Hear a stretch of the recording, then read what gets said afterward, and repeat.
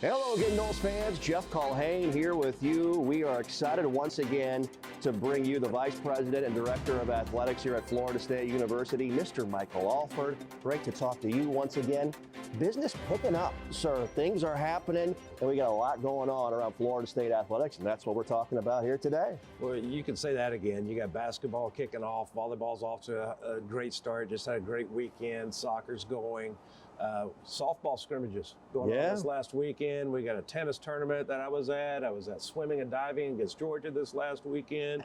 Baseball scrimmages going on. I mean, everything's going on. I couldn't be just more proud of the effort our student athletes are giving right now this fall. Yeah, there's a lot we're going to get into with this monthly conversation, sort of our video newsletter to you, the fans, with Michael. And you start with football, as behind us, Doak Campbell Stadium, Bobby Bowden Field, and Georgia Tech coming up this weekend. Michael, sort of a pared down homecoming with Hurricane Ian back around the Wake Forest game. And Mike Norvell and this team coming off a bye week, ready to get back into it, ready to get things rolling down the winning track. Right, they had a great week of practice last week, checked in with coach, had the opportunity to go out there a few days, spend 10 or 15 minutes just watching. The enthusiasm is still there, coming off a tough stretch. But what's really exciting right now is we're getting healthy again. We had some very key injuries in D-line especially, and some other areas that really we just didn't have the depth to overcome right now. Kids gave a lot of great effort, but now getting everyone back is exciting to go down this home stretch, and we're ready for this 5-game stretch. Yeah, it's a noon Eastern kick Saturday, ACC Network. Listen to it on the radio side on the Seminoles Sports Network from Learfield. As Michael talked about, tough stretch, 3 ranked opponents in a row. That's only happened 5 times ever in Florida State football history. Yes, I know about 1981 and the 5 road games in a row, but 3 ranked opponents in a row. It's the first time in the middle of the season that has happened with Florida State football. So a lot shaking right there in a big time way. We all know about how great football is in the ACC, how important it is here at Florida State. But Michael, what Brian Penske and company are doing with Florida State soccer, so impressive. A win Sunday at Pitt, and a team that is primed once again to make a run with national championship aspirations. 100%. They're sitting in first place, tied with Notre Dame and North Carolina right now in the ACC, and that's the premier league of women's soccer. Is this conference. Every week is a battle, and I couldn't be more proud of what he's been able to come in and put his stamp on the program, put in some different offensive schemes that are really fun to watch, and just the style of play is just very exciting to the fan. And just to see the girls really taking hold of that and scoring goals, playing great defense, definitely getting ready for a great run here down the stretch. Yeah, senior night on Thursday at the Seminole Soccer Complex, taking on Virginia Tech, as Brian Penske and company looking to round this thing out in positive fashion. You talk about injuries, yes, they have affected the Florida State football team in a big-time way. They've affected Chris Poole's punch as well. You know volleyball. The women in your family love the sport of volleyball, obviously. This is a team that's been affected by injuries. They've made no excuses, and what a weekend for them at Tully Gym. They've been great at Tully Gym all season long. Unbelievable, and that home court advantage our fans brings is second to none within this conference. And they had a great homestand, finally getting people back. Audrey came back, able to use her as a pin hitter. We're still getting our libero, don't have her back. I think there's 2 games this year we've had our starting 6 out there all season long that haven't had injuries. But finally down the stretch, we know we're going to have everybody back and be able to make a great run. We're going to be a tough out down the stretch because we're getting healthy, and he does such a tremendous job with the culture and just getting his girls ready to play. And what he's been able to do with that program, I stated it before, long term. I mean, when you're talking a perennial top 20, top 25 program every year with the facilities of Tully that we've provided, it's not up to par of what his counterparts have. And it's something we're looking at, facilities, doing a master plan. And it's something we need to address in the future. But what he's been able to do with that volleyball program and just continue to have them in the NCAA tournament competing on a national level, I tip my hat off to him and his staff. New Terraflex court installed. Got a new court thanks to the boosters. We were able to go in and put a new Terraflex court down. I can't tell you the number of thank yous I've gotten from the girls, just physically. I mean, I had one of our players this Sunday, yesterday, tell me, how their knees are feeling better after matches because we were able to do that. So can't thank the boosters enough for providing the funds to be able to go and make that difference with our young student athletes. Yeah, absolutely. Business picking up. As we talk to you, it's late October. Ask anybody in college athletics, November and December, kiss your families goodbye, because we're going to spend a lot of time at the facilities and watching our coaches and student athletes go to work and talking about great conferences and great level of play.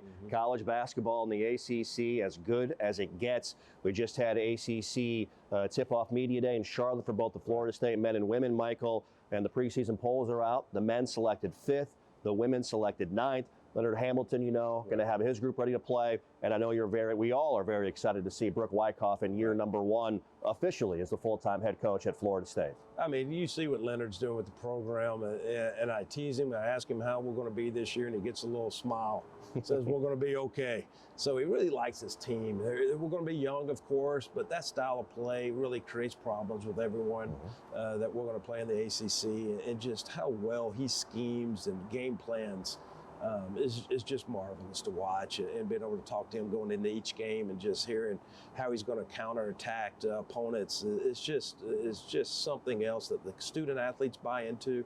It's just a lot of fun to watch that style of play, and they're going to be very good, competitive, looking forward to kick off their season. And then, of course, Brooks doing an excellent job. We got a whole new team pretty much coming in, very athletic. They're going to be a fun group to watch. Got a couple of transfers that really going to bring a lot of excitement. I think they're a little underappreciated right now, a little unknown with their team, but I couldn't be more proud of what she's doing, the culture she's putting into that program, the core values she's establishing that's going to really lead this program to greatness in the long run. And that's what we're looking forward to doing. Love to see you all at the Tucker Center. Coming up on Thursday, October 27th, the men in an exhibition contest with Newberry College. The women, October 30th versus West Georgia. Love to see you pack the Tuck as the Florida State basketball getting rolling. The opener for both men and women, November the 7th at the Tucker Center here in Tallahassee. Well, as much as there's to discuss on the field, on the court, the pitch, the diamond, etc. You're hard at work as well with the ever-changing landscape of college athletics recently with the rest of the ACC directors of athletics and ACC conference meetings. What can you tell us about what is shaking? There's a lot shaking right now in college athletics. There is a lot. I think last time we were able to sit down and do an interview, I just returned from D.C. Still having many conversations about various different legislative bills that are hitting Washington, whether it's the House bill, whether it's NIL, and there's just a lot of change in collegiate athletics right now. And you're trying to forecast where it's going to go, what's going to pass. And so just came back from Charlotte with athletic director meetings and just really sitting down with our legal teams. It's amazing, and going back and being in this industry 25 years, how much time you spend right now just really examining the future of collegiate athletics and looking at all the different bills that are going through and trying to forecast where we're going to be and what the future of collegiate athletics is going to be. Because evidently you got to come back and prepare your shop, prepare Florida State to be able to understand what's coming in the future and align us to have success in the future with where we think everything's going to fall. So it's very turbulent times right now in collegiate athletics, but it's also exciting times to see the changes that are coming. Yeah, I'm sure some. I mean, you talk about forecasting, right? You almost have to look ahead and try and have an idea of what potentially could happen overall. I'm a big flowchart guy, decision tree guy, where you have different decisions based on wherever it falls, how we're going to pivot, but making sure we're also lined up to have success however it falls, and that we will be there to accommodate the student athlete experience as best we can. Yeah, absolutely.